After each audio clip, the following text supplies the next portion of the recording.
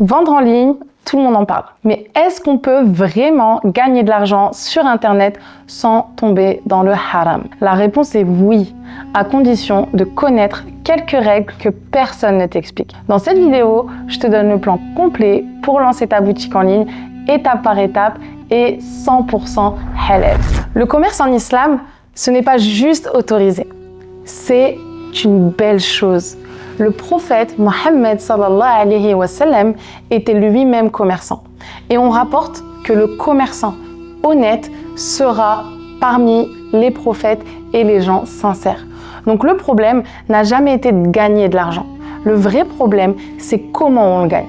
Dans cette vidéo, je vais te montrer 3 choses. D'abord, les règles à respecter pour que ton business soit propre. Ensuite, comment choisir la bonne façon de vendre.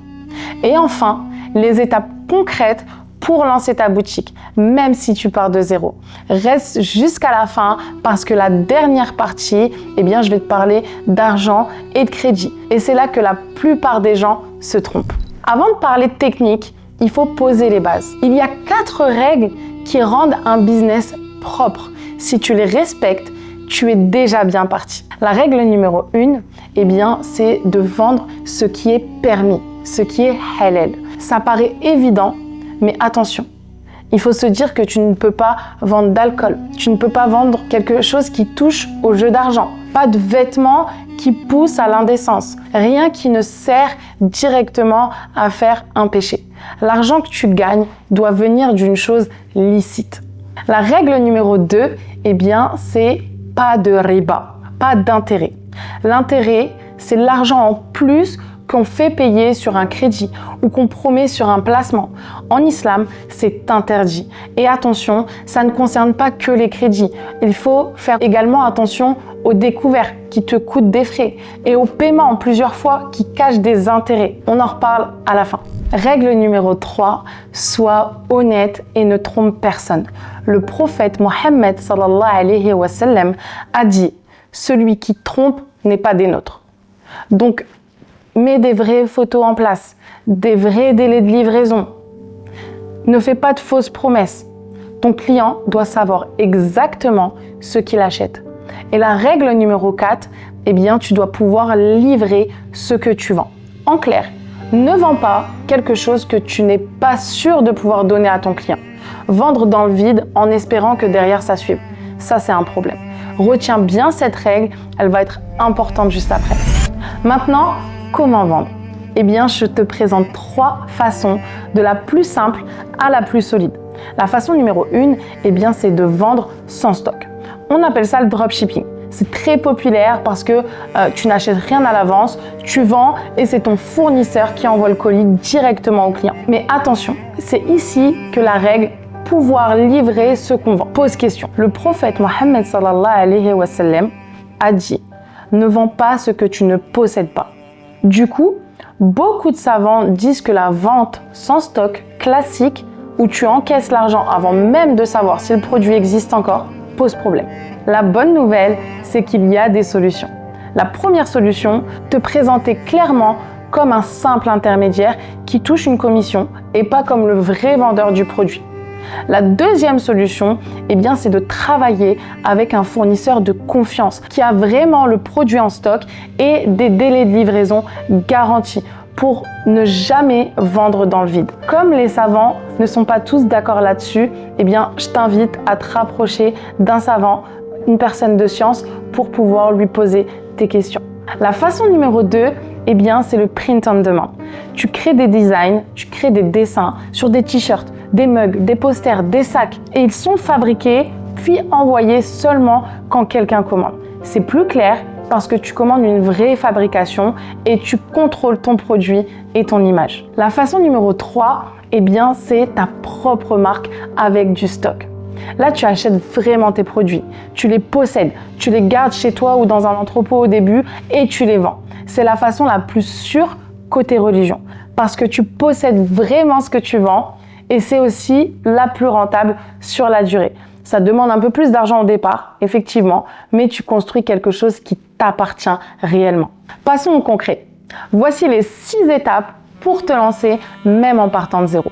L'étape numéro 1, eh bien, tu vas choisir un sujet précis, d'accord? Ne vends pas un peu de tout. Non, choisis un public, une niche précise, puis tu vas cibler et tu pourras vendre facilement. Et tant qu'à faire, choisis un domaine qui te parle, où tu te sens à l'aise, où tu te sens épanoui, où tu peux faire du bien autour de toi. L'étape numéro 2, eh bien, vérifie que ton produit intéresse les gens. Avant de dépenser ton argent, assure-toi que les gens le cherchent. Regarde ce qui se vend, regarde les tendances, regarde ce qui manque, ce que les gens ont comme problème, ce dont les gens se plaignent. Un bon produit, sache qu'il règle un vrai problème. Étape numéro 3, eh bien, trouve un fournisseur fiable. Commande d'abord un exemplaire pour toi. Teste la qualité de ton produit, d'accord, de tes propres mains. Vérifie les délais de livraison. Souviens-toi, la règle d'honnêteté.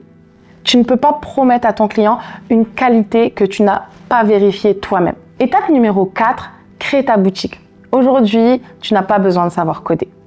Un site de vente de prêt-à-porter, par exemple, eh bien, tu le fais en quelques heures, avec un nom de marque simple, de belles photos, une belle page produit claire avec un vrai prix et de vrais délais de livraison. C'est simple, c'est propre et ça te suffit pour commencer. L'étape numéro 5, eh bien, c'est mets un moyen de paiement sain. Je m'explique. Choisis une solution de paiement qui n'oblige pas ton client à passer par des intérêts. D'accord? De ton côté, tu évites les outils qui te font payer des intérêts. Je vais t'en parler de toute façon plus en profondeur juste après. Et l'étape numéro 6, eh bien, c'est faire venir tes premiers clients sur ton site internet. Publie du contenu sur les réseaux sociaux, parle-en autour de toi et plus tard, tu pourras même faire de la publicité en ads. Commence petit à petit, tu testes, tu optimises. Sache que tes 10 premières ventes, eh bien, t'apprendront beaucoup plus que si tu regardes 10 vidéos.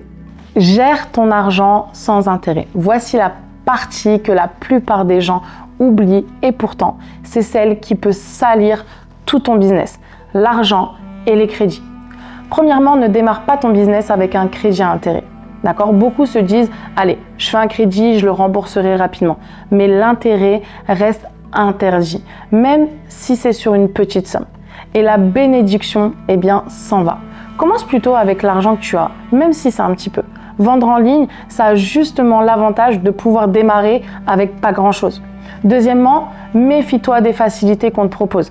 Les cartes de crédit avec intérêt, les découverts qui te coûtent des frais, les paiements en plusieurs fois qui cachent des intérêts. Lis bien les conditions avant d'accepter. Et troisièmement, fais grandir ton business avec ses propres gains. Le plus sain, c'est de réutiliser l'argent que la boutique te rapporte au lieu de t'endetter. C'est plus lent au début, mais c'est solide et tu auras la bénédiction de Dieu. Et si tu as besoin d'aide pour démarrer, eh bien, tourne-toi vers ce qui est permis. Par exemple, t'associer avec un partenaire qui va partager tes gains et tes pertes. Alors, on résume. Un produit permis, pas d'intérêt, de l'honnêteté et une façon de vendre où tu possèdes vraiment ce que tu vends. Respecte ça et ton business ne sera pas seulement rentable, il sera béni. Mais avant tout, n'oublie pas ton intention. Fais de ce business un moyen de te débrouiller seul, de nourrir ta famille et d'aider les gens autour de toi. Un argent permis entre les mains d'une bonne personne, eh bien c'est une vraie force. Et souviens-toi, sur les points où les savants ne sont pas d'accord, où il y a des divergences, comme la vente sans stock, ne te contente pas que de mon avis ni d'une vidéo. Pose la situation à une personne de science. Poser la question, eh bien c'est déjà une preuve de sincérité. Si cette vidéo t'a aidé, abonne-toi et dis-moi en commentaire quelle façon de vendre eh bien, tu choisirais. Sans stock, le print on demand ou ta propre marque. On se retrouve dans la prochaine vidéo. Assalamu alaikum.